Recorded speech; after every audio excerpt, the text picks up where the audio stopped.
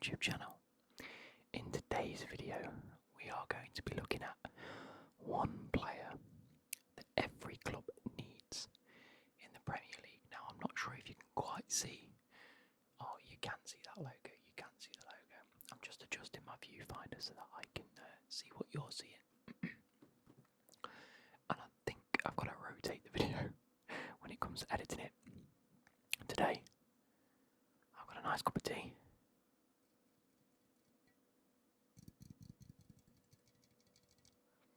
As I'm winding down for bed. And I've also got a few sweets. I actually haven't had any sweets or sugary foods, or sugar, like sweets and chocolate, in about 4 or 5 days. So, as you can see, we've got a mixture of sweets here. This is a sweet box that me and Becky have started doing to try and cut down on the amount of sugar we have. We just do this once every week or two. And then this is the only thing we have. And as you can see, I haven't touched mine in a very long time. We've got some sort of hard fruit gums. Got some jelly tots. Got some squashies. Got some apple squashies. What else have we got? Got some like fruit pastel type sweets in here as well.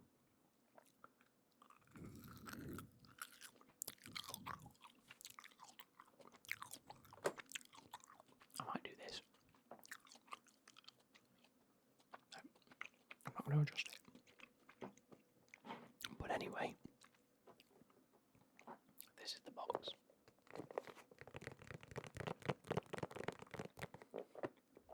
I have written down, well, typed out a nice presentation for you guys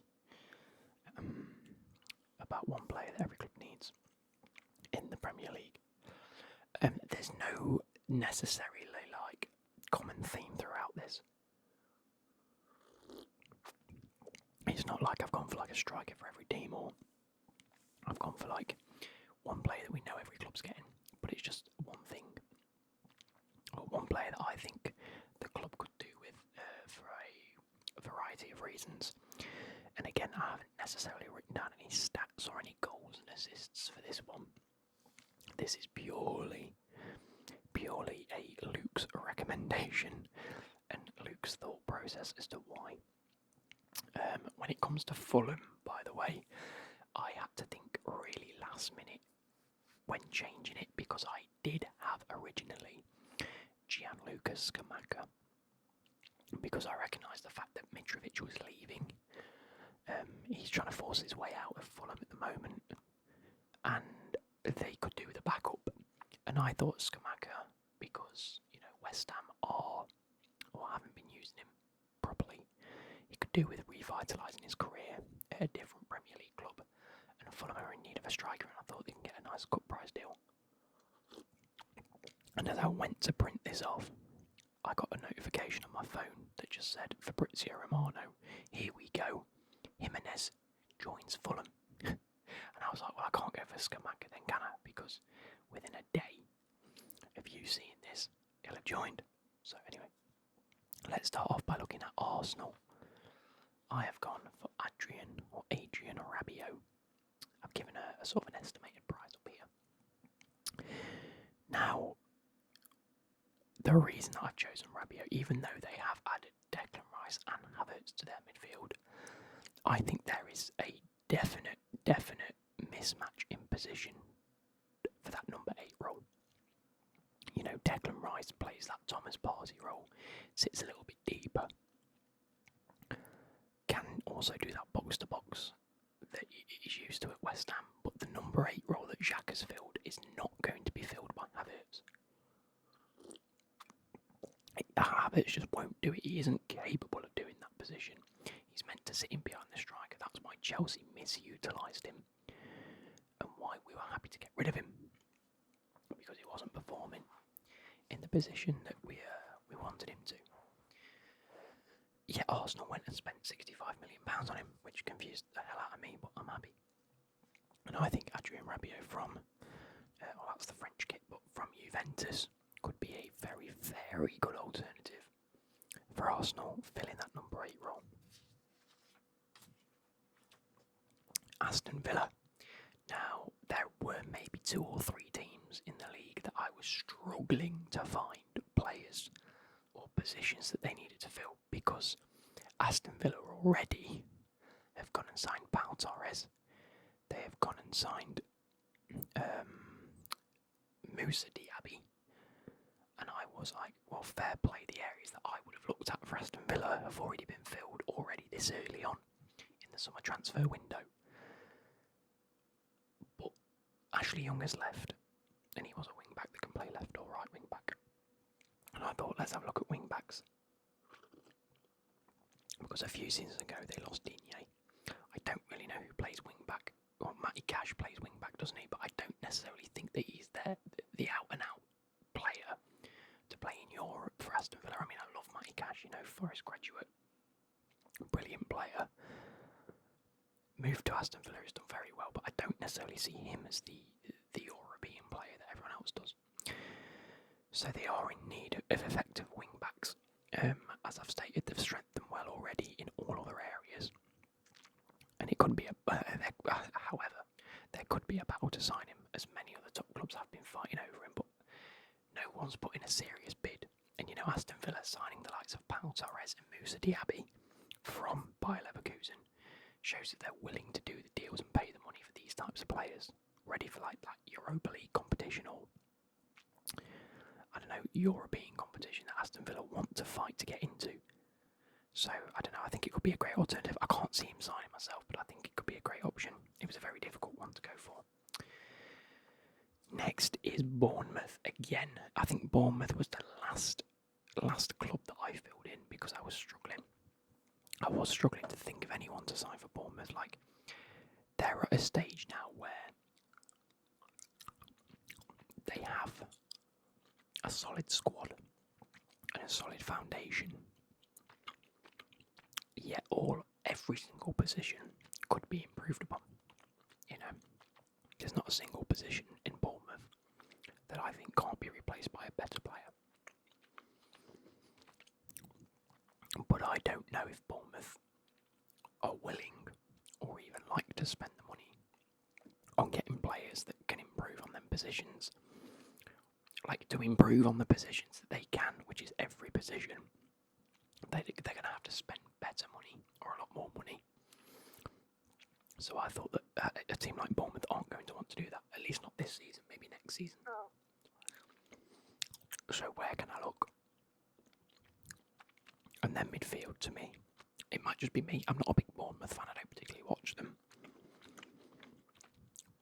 But I feel like their midfield can just do with a bit of an injection of just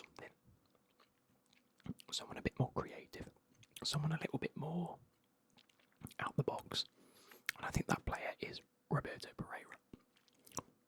No, I think he's left Udinese now. He's not renewed his contract, so I think the price that you could pay, being free, is a great option for Bournemouth, even if it is just as depth, even if it is just pure depth in the midfield. He is Premier League proven. He was with Watford when they were in the Premier League. Yes, he wasn't sublime. Yes, he wasn't he didn't light the world up. But there's something in there with him. There's something in the player that could be good. He's very well rounded, can bring defence into attack. He's versatile in all areas of the midfield, including out wide. If they're looking at bringing in different players, or a player gets injured, he can play in them wide areas. So I think it's a good little pick-up for Bournemouth if they venture into that. Brentford. Another area where they tend to do a bit of business with absolute randomers. So I had no idea who to choose for this because they tend to pick up players that you've never ever heard of before. And then they just turn out to be good because they fit Brentford's system. And Thomas Frank works wonders with them. Okay. However, they need someone to replace Ivan Toney while he's banned from playing football. I don't think this is the time for Brentford to take a gamble on another young random player, if I'm being totally honest. Moussa Dembele. Again, available on a free transfer, so they're not going to have to break the bank for him. They may have to change their wages or the way that they pay, because I think they have a very, very systemic wage structure in place. And for a player like Moussa Dembele, it may be that you have to pay him a bit more. But to get a player like this on a free transfer would be brilliant. He's going to be back up or an alternative whilst Ivan Toney is out. He has a brilliant goal scoring record, whether it be at Lyon. Who was he at before Lyon? Oh, I think he was a Serie A. No, he was Atletico Madrid. No, I think he started at Atletico Madrid. I can't remember. He's proven at the top teams in Europe. I think the fact that he's left and he's not renewed his contract with Lyon suggests he's looking for a different type of project. And I think that's a great alternative for Brentford. If and when it happens. Now here's one for you. Here is one for you. This, I think this has been my favourite one to create. This is one of the first ones I put in. João Felix to Brighton. Yes, I know. Absolutely outrageous. But listen, guys. It's not going to happen, okay? It's not going to happen. But could you imagine? Brighton can capitalise on all the funds they've received, whether it be from McAllister, Cucurella. If they end up selling Caicedo to Chelsea for 80 plus million, they need to revitalise that midfield because you've lost Caicedo and you've lost McAllister. Now they have already brought in the likes of Dahoud, Billy Gilmore. So I don't believe that Caicedo role necessarily is the most important role they need to replace, because you've got two players that can pick up what Caicedo, what you lose from losing Caicedo. What they need to do is get a creative midfielder. Now they are likely getting Kudus, that Chelsea are also interested in. Ryan Shirky, again Chelsea are interested in him. They've got a bit of a battle on with Chelsea at the minute. We've bought Cucurella, we had Graham Potter. They're playing hardball over this Caicedo deal. Chelsea have made it very clear that they don't want João Felix, even though I believe, or at least in my opinion, he had a great season at Chelsea. Albeit it was a bad season for Chelsea. He was one of the outstanding players. He is looking to leave. Atletico Madrid do not want him. I reckon if we buy Caicedo for 80 million, they can spend 60 million and get an upgrade. I genuinely believe there is a great player inside of João Felix. It just has to have the right project, and I think De Zerbi will get the best out of him. He looked good in the Premier League, brings that creativity, great McAllister replacement, and it would be a big FU to Chelsea. Again. That being said, I can't see it happening myself. This is one of the ones that are completely out there, but could you imagine if that happened?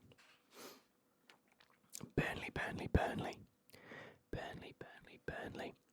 Again, they've already done a good bit of business this season. They've brought in James Trafford, the England under-21 goalkeeper that conceded 0 goals at the under-21 World Cup or European Championships, whichever international competition it was. Obviously, been promoted under Vincent Kompany, who has completely changed the way that Burnley play football. They play this new attacking possession strategy, very reminiscent of a Man City team, because it's under Vincent Kompany, who's been nurtured under Pep. Whether it was playing underneath him or coaching underneath him, he brings that whole strategy in. And I think that link to Pep Guardiola will be very vital in order to secure Cole Palmer on loan. I can't see it being a permanent transfer myself. I do think that they need to bring in some wingers. I think the wingers they have are good, not great. I think in losing, who was it? Was it Dwight McNeil to Everton? There's still a position that needs to be filled by that. It's going to be good for the player development. I just think that's one of the signings that I can genuinely see happening, whether it's now or in a couple of weeks' time. I think this one is one of the ones where, if it was to happen, no one would bat an eyelid. It's like, okay, Man City developing one of the younger players, and Cole Palmer, I rate him so highly. Job, if you're watching this, you know why. But I also think he could thrive on an up-and-coming Premier League team. It will give him the minutes that's needed for him to develop properly, instead of just playing like 20 minutes in a Champions League match or 45 to 60 minutes in an FA Cup match. I think he needs the proper consistency to really, really develop his game. And I can see that happening. Chelsea, this one was an obvious one for me. Like, we've been linked with a few players, whether it be Kudus, Ryan Shirky, goalkeepers like Maignan or whoever it might be. Mark Guehi, because we need to replace Fofana because he's out injured for another year. But this transfer saga has gone on for far too long. They asked for 60 million for Caicedo. We eventually said yes, and they said no, we want 70.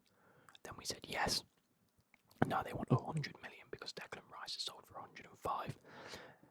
I think the highest that we should go for him is £80 million. I think anything over that, and we've had our pants down. He's had what, a year or two breakout seasons. There is a fantastic player there, and like I said, he fits perfectly into Pochettino's system. He's defensively sound. It would be the most impeccable partner to Enzo Fernandez in that midfield. But I think anything over that is too much. I even think that's too much. I think 70 million was the perfect in between. But Brighton rejected that, so I don't know. Moving on to Crystal Palace. Now, I don't want to see Chalobah leave Chelsea. I don't. I think he's great. He's been a good servant, Cobham graduate. But it looks like the club don't want him. It looks like the club are looking at alternatives. With Fofana out, I thought that would solidify Chalobah's place in the team, or at least in the squad, ready for next year. But all I've seen is the fact that they're still looking to get rid of him. So I've got a feeling he will be leaving. The club are looking at bringing in the likes of Mark Guehi back to the club from Crystal Palace, who, in my opinion, he probably is better than Chalobah, so I can understand it. But that does leave a space with Crystal Palace to do maybe a swap deal, as there is interest in Guehi and Anderson. Anderson from outside of Chelsea itself. They might need to get back up, or at least alternatives to them players, or at least depth for them players, because you can't rely on who else they got, like Tompkins or whatever. I'm not entirely sure, but they need to look at better alternatives. You wouldn't be able to get him at a good deal price. I think 20 million is fair for Chalobah. I've got a suspicion you could get him for maybe 12 or 15 or even 17 million. He's Premier League proven. It's like his second or third season. Oh, no. Yeah, it's his this will be his third season for Chelsea. And I think he deserves the time now to actually go to a club and get consistent minutes. So I think for Crystal Palace, this could be a great choice. I'm just going to check how long we've been recording for. Wow, I need to get a move on. Everton themselves. They need a striker. They need competition for Calvert-Lewin. He keeps getting injured. They've been linked to a number of strikers. But this is one that I think might happen. Following Balogun. Arsenal player. Had a great season at Reims. If I'm not confusing them, how I'm actually reading this, I feel like I've got two players mixed up, but I might be wrong. Great form at Reims, needs to continue that. I don't think he's going to continue that sitting on the bench at Arsenal. So whether this might be a loan deal or whether it's a permanent transfer, I think this could be a great option for Everton to go for. They are in need of attacking reinforcements. They lost Richarlison. They've never really replaced Richarlison, if I'm being honest. They lost, what's his name, Anthony Gordon. They lost Anthony Gordon. Again, never really replaced him. I know they're in the midst of building a new stadium, so funds might be a bit tight, but I think it could be a great option. Again, even if it is just back up, have they got Sean Dyche still? They might still have Sean Dyche, and he might like to play to up front, play a flat 4-4-2. Have your tall Dominic Calvert-Lewin and have Balogun play off him. That could be a great shout. Next we have Fulham. Like I said, I did have originally Skamaka up here, but they've signed Jimenez, and I can't put Jimenez because they've already signed him. So what am I to do? Oh, that's a big sweet. Sorry.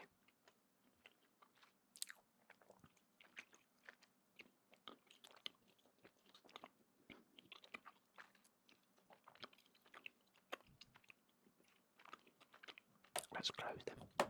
Stop eating so many sweets. So Fulham, what can they do? I think one area of concern is left back. I know they had Ryan Sessegnon. I don't know if he's still there. Maybe he's gone to the end of his contract. But yeah, definitely an attacking slash fullback that can convert to a wing back, a bit like Ryan Sessegnon can.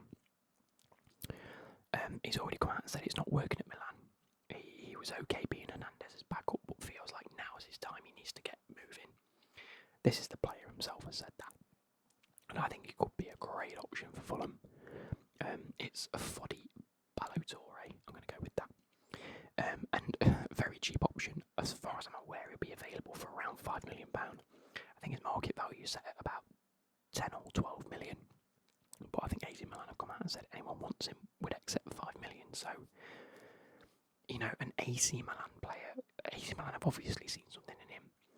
To want him, the fact that he's playing second fiddle to Hernandez isn't really a surprise. So Fulham could pick this guy up for cheap. Right, Liverpool's quite an easy one because they've revitalised their midfield. They've brought in McAllister, they've brought in Sloboslai. They're losing Henderson and they're losing Fabinho, potentially Fabinho. Henderson, definitely. Fabinho, not so much. But I can also see him leaving now. They need top quality reinforcements. I could have put in 6 names here. I actually was debating putting in Emre Can just as a backup, but been at Liverpool before, would be a fan favourite to come back. I can see Dortmund wanting to get rid of him soon as he's getting a bit older. That being said, they do need a marquee CDM, great on the ball, centre mid. Like, you've got Thiago still, but he's so injury prone, it's unbelievable. Where do you go? You get a player like Nicola Brella, make a statement. Don't just go and sign Caicedo for McAllister for 35 mil and Sloboslai for 60 to 70 mil. You haven't got any defensive midfielder qualities in them. Nicola Brella does. He likes to sit deeper. You can put in a challenge. He's great on the ball. This is what I call a proper Klopp signing. This type of player that just sits in the midfield and can just dictate play. Obviously, you've got Trent moving to midfield now, which does free up that space a little bit more. It doesn't have to be the most defensive player, but I think Barella's a great option, and he's been linked with them for many seasons. Luton Town. This one was a strange one for me because, again, I had absolutely no idea what to put for Luton. I don't know what specific areas they need to improve. I don't know if any players are better than others in that Luton squad. But the one thing I do know is that they need to add Premier League quality to their side. They need players that can keep them up. Yes, they've got players that have got them up. They need players that can keep them up. And they're not going to do that by having the same players. I think they might have only signed 1 or 2 players so far, of which I don't think I've ever heard of them. But it can't be too expensive. Now, as I've said that, I've put down Callum Hudson-Odoi, who I don't think he'd be expensive on a permanent or a loan. Obviously, a loan you get a free transfer for the season. But Luton need to do something. They need someone that's just top quality in that team. Now, Callum Hudson-Odoi has had one of them careers where it started off amazing, tailed off a bit, sent out on loan, did good, tailed off a bit, and now are sat in their career knowing that they're not going to be at Chelsea next season because we've already told him that he's probably not going to be here. So he needs to decide, does he go abroad? I don't think he'll go back to Leverkusen unless now that they've lost Diaby, they think, right, he was here, he knows the club, he knows the team, let's have him. Or does he capitalise on playing for another Premier League team? Does he jump into that Luton Town team knowing that he's probably the best one there? Because he's miles above the level of anyone else they've got. It gives the club a great player to work around, and it gives him a great project to work on keeping Luton Town up. And if he's he's only on loan, he goes back at the end of the season. If he does do well and keeps him up, there's a permanent transfer there waiting for him, potentially. Or at least to someone else that might want him. He needs to sort of increase his own market wealth at the minute. He needs to increase his own market value and prove to teams why he should be there. Because I don't think he did that at Leverkusen. Manchester City. We're going with Rafinha. You're losing Mahrez. You're losing Kyle Walker. You're not getting a lot for them. But you have recouped plenty in transfer fees over the last season or two. Yes, you've got Alvarez that can play on that right-hand side with Haaland up top. You've got a whole front 5 players at the minute. I think you've got, if we go for it, Foden, Grealish, Alvarez, Bernardo Silva, Haaland. They can all play across that front 5. I know Haaland can't play across that front 5. He's an out-and-out striker, but there's not going to be games where you don't start Haaland, if I'm honest. They're sort of due that marquee signing. Yes, they're going to sign. Well, they have signed Gvardiol for like £100 million or something daft. But at the end of the day, they need that marquee attacking signing like Grealish. I don't even think Grealish was that level of player. Rafinha's gone from Leeds to Barcelona. They obviously want to get rid of him. And he could be on his way to Manchester City. So, I don't know. It seems like an odd one. I have seen it linked once or twice that he's potentially looking at going, but I don't know. I don't know with that one. It just seems too obvious for me. It just seems too bait.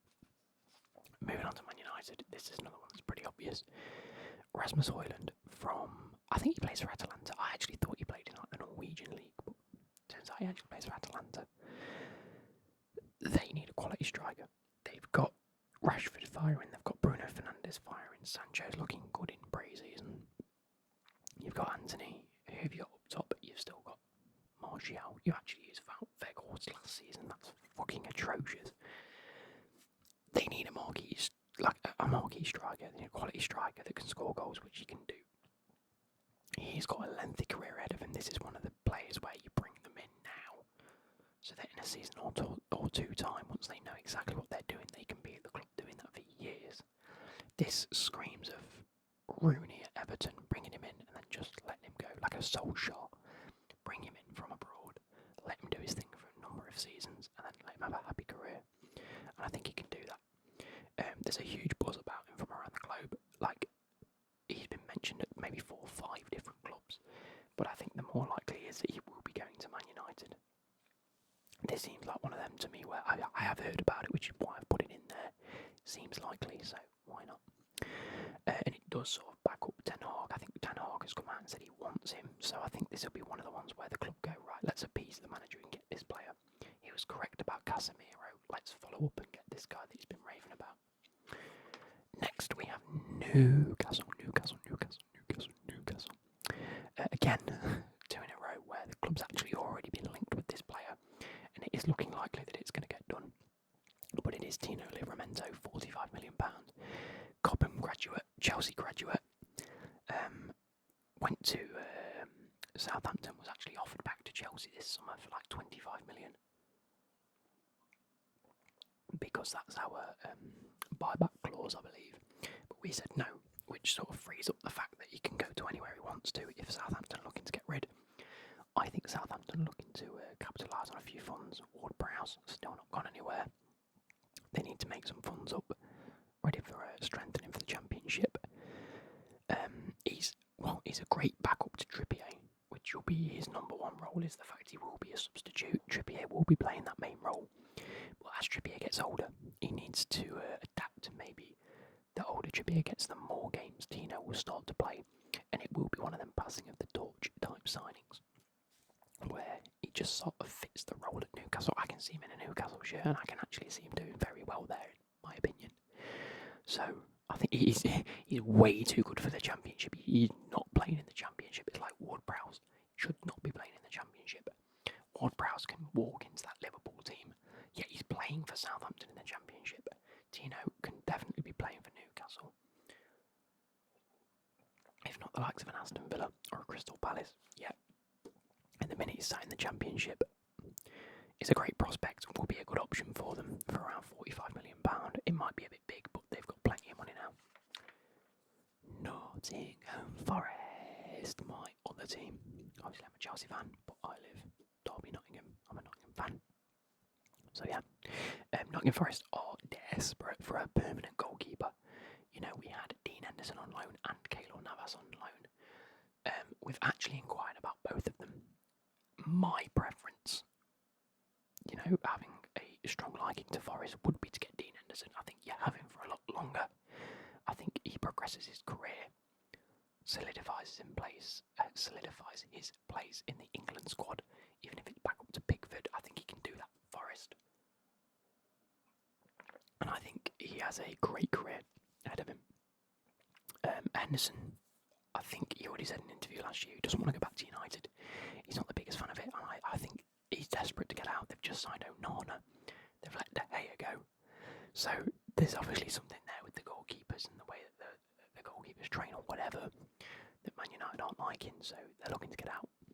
And he is a great goalkeeper for the price that he'll probably go for, which is around 20 million. I've heard 12 to 15 million spouted about, just because Man U want to recoup the money a little bit, and using that money can go towards that Højlund move. So I'll be excited to see that one happen on a permanent. Sheffield United, this was one of them other teams where I was really confused as to what to go for. Like, I didn't know how much has changed since they got relegated last and now been promoted again. I didn't know what has changed, but the one thing I did hear is that they are looking for a proven midfielder. Now, they were actually linked to Lewis O'Brien before Forest got him, and then Forest went on that stupid spending spree, and now the likes of Morgan Gibbs-White, Danilo, who else in that midfield? Not Niakate. I don't know who else in that midfield at Forest, but they've just solidified their place, and he was actually omitted from the Forest squad in January in order to get Gustavo Scarpa in the team. So he actually ended up going out on loan to DC United, and he might still be there at the moment. But Sheffield United, I think for £8 million, I think is valued at. You could probably get him on a free transfer. Like, he's not going to be in that Forest squad next season. It's just not happening. I think Sheffield need to be looking at good players that can play in the Premier League or at least top end Championship for as cheap as possible. He adds depth to the team for Sheffield. He's going to want to revitalise his career since leaving Huddersfield. He might even end up back at Huddersfield. But if I was Sheffield, I'd be thinking, no, let's tempt him to stay in the Premier League with us rather than drop him back down to the Championship with Huddersfield. So I think that could be a good option for them. Next is Tottenham. I think the obvious one is Lautaro Martinez, if I'm being totally honest. He's 4 years younger than Kane, so he's still got a number of years left. He will be a Kane replacement if Harry Kane leaves. Obviously, this will only happen if Harry Kane leaves. Ange Postecoglou is going to want a proper out-and-out striker, similar to Harry Kane, that can just get the ball and score a goal. And I think he suits that. Like, every time Chelsea was linked to him, I couldn't quite see it in my head that it was going to happen. But I can see it happening if he was to go to Spurs. For about 55 to 60 million pounds, I think Spurs will be able to spend that money if they do get the 80 to 100 million for Harry Kane. So, I don't know, it's just one of those. West Ham again. Another team where I was like, right, they've just won the Europa League, or the Conference League. It was the Conference League, wasn't it? Either one. They've just won it. And now they've lost Declan Rice. How do you go and replace a player like Declan Rice? And the first thought that popped into my head was Denis Zakaria. He will want a move away from Juventus. Juventus need the money because they're in a lot of shit right now. So they're going to be offloading players at cut rate deals. I think Denis Zakaria has so much potential that was missed by Chelsea.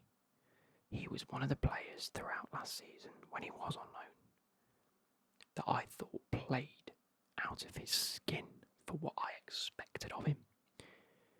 He said himself that he loved coming to the Premier League and he wishes to be back once again. I can't see him being at Juventus next season, and I think getting him for about 12 million quid, even cheaper, maybe 8-10 million pounds, is a beautiful option for someone that actually looked very accustomed to the Premier League, of how physical and fast-paced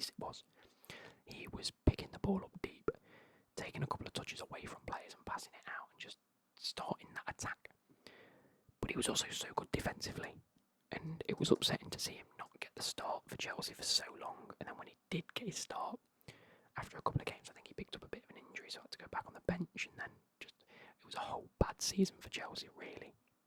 But I think that this could be a very, very good, like, random option for West Ham to pick, really. And I hope it works out for him. Specifically, I don't think this is a transfer that will be focused on West Ham.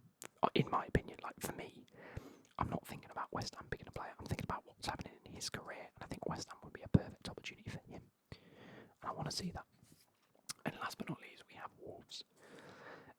This is a name that's been floated around for a year or two. Florentino Luis. They've lost Ruben Neves to the Saudi Arabian League, which is a big, big loss to Wolves.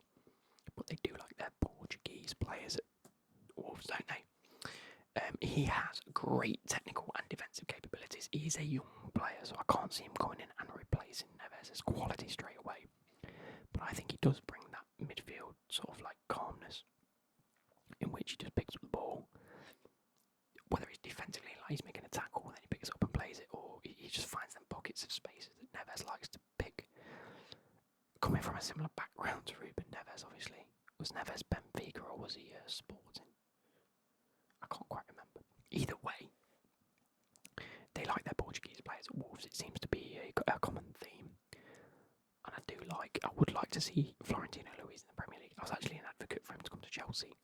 Now, 25 million is what it said on online that he would be roughly selling for, but I've got a feeling it's going to be 50 plus. I think a player that young with that much potential, with that much ability, would definitely go for a lot more. So, yeah, that's that. That's everything. That was, let me get the last sheet back up. That was one player that every club needs, and I think that, yeah, there's different alternatives you can go for. Obviously, that Brighton one was a bit of a mad one, but hey ho, it's just a bit of fun. It's been a good 40 minutes, so I hope you guys have enjoyed this video. Please like and subscribe, because we're on our way to 20k. But I hope you guys have enjoyed. See you later.